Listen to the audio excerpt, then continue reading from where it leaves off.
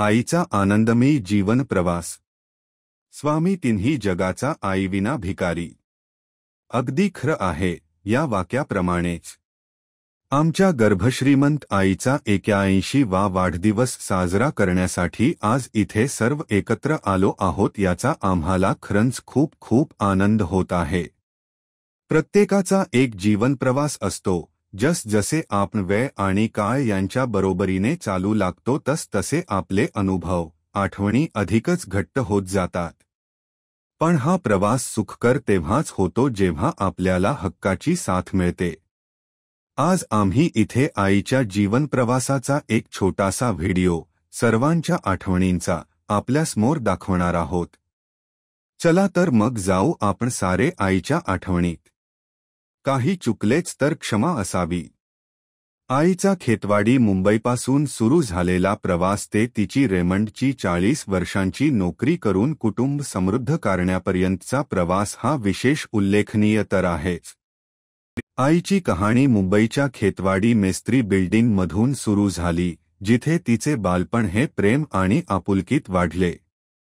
आजही ती नाना आणि आजीबद्दल बोलते तेव्हा तिचे डोळे प्रेमाने भरून येतात, ज्यांच्या संस्काराने तिला उत्तमरित्या घडवले। नाना आजीप्रमाणेच तिचे तिच्या भावंडांवर, प्रमोद मामा, प्रतिभा मावशी, प्रदीप मामा देखील तितकेच प्रेम होते आणि आजही आहे। घरची परिस्थिती हलाखीची असल्यामुळे शिक्षणाची आवड असूनही ते शिक्षण आपण पूर्ण करू शकत नाही याचे वाईट वाटले। तिचे तारुण्य, प्रेम आणि खोडकरपणाने भरलेले होते। आई तिच्या 6 मावशी आणि काकांची लाडकी भाची होती ज्यांनी तिला लळा लावला। गांधी, थरवळ, मापुसकर, वरवाटकर, पाथरे, कोलवणकर, ताई, माई, सुंदरा, यमू, कमू, बेबे, वच्छी, मावशी, भाची, जावा जावाचे प्रेम। येणाऱ्या परिस्थितीला सामोरे जाताना त्या एकमेकींच्या सोबत खंबीरपणे उभ्या होत्या। आईची काकीकडे दादागिरी। महत्वाचे म्हणजे दादागिरी करणे आईचा एक गुण। काय झाले केले तर तू मावशी आहेस माझी। दादा, कुंदा माई, राजू दादा, संगीता ताई आणि मावस भावंडांचे प्रेम। मोहन मामा, रवी मामा, प्रकाश मामा ही मावस भावंडे एकाच वयाचे असल्याने मारामारीचे किस्से खूप प्रचलित होते।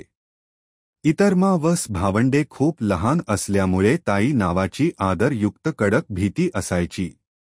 प्रमोद मामा, प्रतिभा मावशी, प्रदीप मामा, बाळ मामा, श्याम मामा, सुमा मावशी, गीता मावशी आईला मोठी ताई असे संबोधायचे।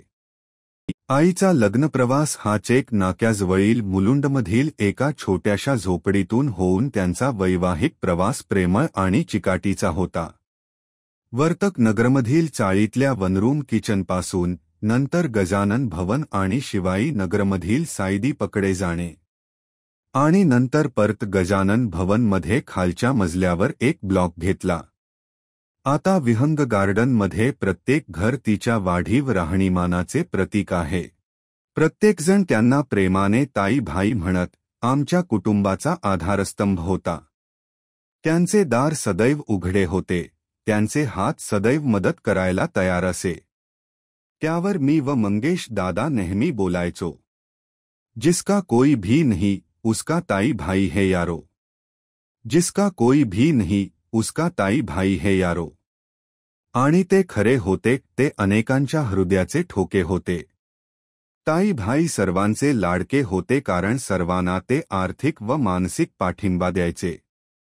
जशी सोबत आईबाबांची होती तशीच आई आणि काकूची पण होती। म्हणतात ना, एका यशस्वी स्त्रीच्या मागे एका पुरुषाचा हात असतो, त्याचप्रमाणे आईला बाबा आणि काकूची साथ होती। या सर्वांचे श्रेय फक्त आणि फक्त बाबा आणि काकूचे। आई काकू म्हणजे 110% रिझल्ट। काकूला स्वतःचे मूलबाळ नव्हते, पण तरीही ती आम्हा 9 मुलांची आई झाली होती। आईची सावली बनून काकूने आमचा प्रेमाने सांभाळ केला। दुसऱ्यांच्या मुलांना आपलं मूल समजून प्रेम करणारी काकू, माता, पुन्हा कधीच होणे नाही। आईची रेमंड कंपनीमधील 40 वर्षांची नोकरी, जिथे ती फक्त एक कर्मचारी नव्हती तर ती सर्वांचीच प्रिय सहकारी होती. मालती मावशी, विनीता मावशी, विमल मावशी, रंजना मावशी, हिरा मावशी, विमल देशमुख मावशी, रेणुका मावशी, मंगल मावशी, मॅगी मावशी आणि कला मावशी, आणखी अनेक नावांनी मैत्रीचे एक अतूट वर्तुळ तयार केले, जे आयुष्यभर टिकले. आज त्या प्रेमापोटी अनेक तिचे सहकारी तिच्या 81व्या वाढदिवसानिमित्त आले आहे. त्या एकमेकींच्या सुखदुःखात सहभागी होत्या. आताच रिटायरमेंट नंतर सुद्धा जसा आपला गांधी, पाथरे, शेटे परिवार तसाच आमचा हा रेमंड परिवार. जेव्हा बाबांची कंपनी बंद झाली, तेव्हा आईने दृढनिश्चयाने आणि हुशारीने आपल्या कुटुंबाचे नेतृत्व केले. प्रेम आणि कठोर परिश्रमाचा वारसा घेऊन तिच्या मार्गदर्शनाने कुटुंबाची भरभराट झाली. आणि आमच्या 4ही मुलांच्या शिक्षणात आणि यशात तिचा मोलाचा वाटा आहे. निवृत्त हा शब्द आईच्या आयुष्यातील एक नवीन सुरुवात बनली. रेमंड ग्रुप आणि शिवाई नगरमधील ज्येष्ठ नागरिकांसोबत सहल व संमेलन तिच्यासाठी आनंदाचे आणि आठवणींचे क्षण ठरले. उल्लेख करायचा झालाच तर राऊळबाई व त्याचे सहकारी भिंगारडे काकी. आईने तिच्या मुलांचा पाहिलेला सुखी संसार, मोठी मुलगी मेघा पाथरे ही आताची आपली मेघा पाटणे.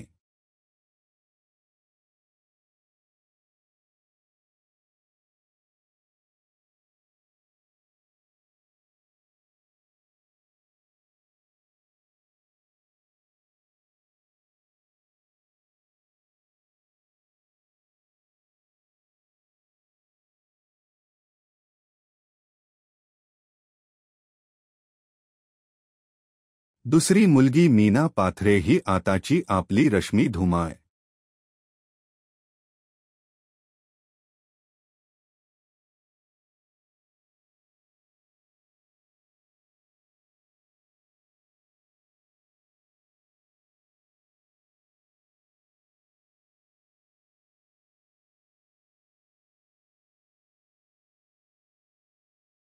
तिसरा मुलगा मंगेश दादा, त्याच्या बरोबरीने जोडलेले नाते म्हणजेच सातपुते परिवार.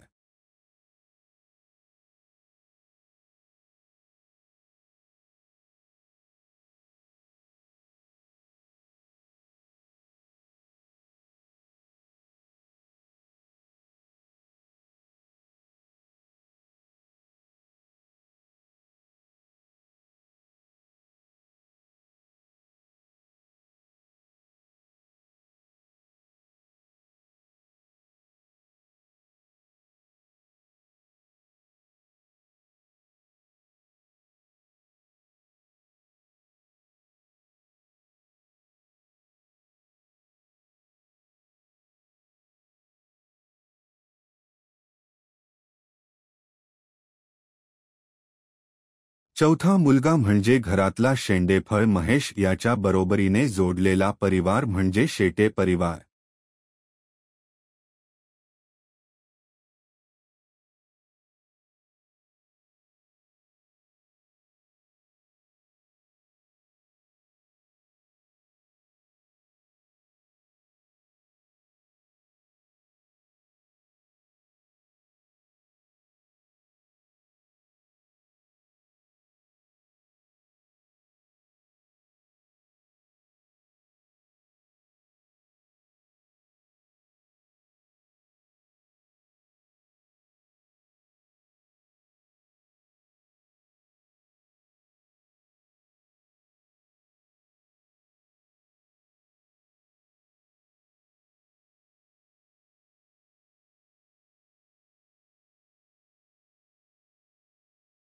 शेटे परिवार म्हणजेच आईचे हक्काचं दुसरं माहेर.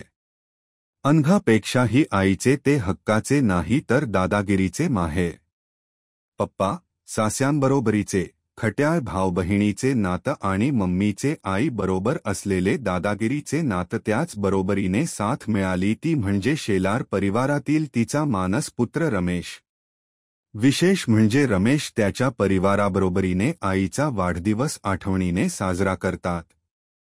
आणि खातू परिवारातील तिचा मानस पुत्र म्हणजे प्रतीक आईच्या प्रत्येक सुखदुःखात हक्काने सोबत असतात.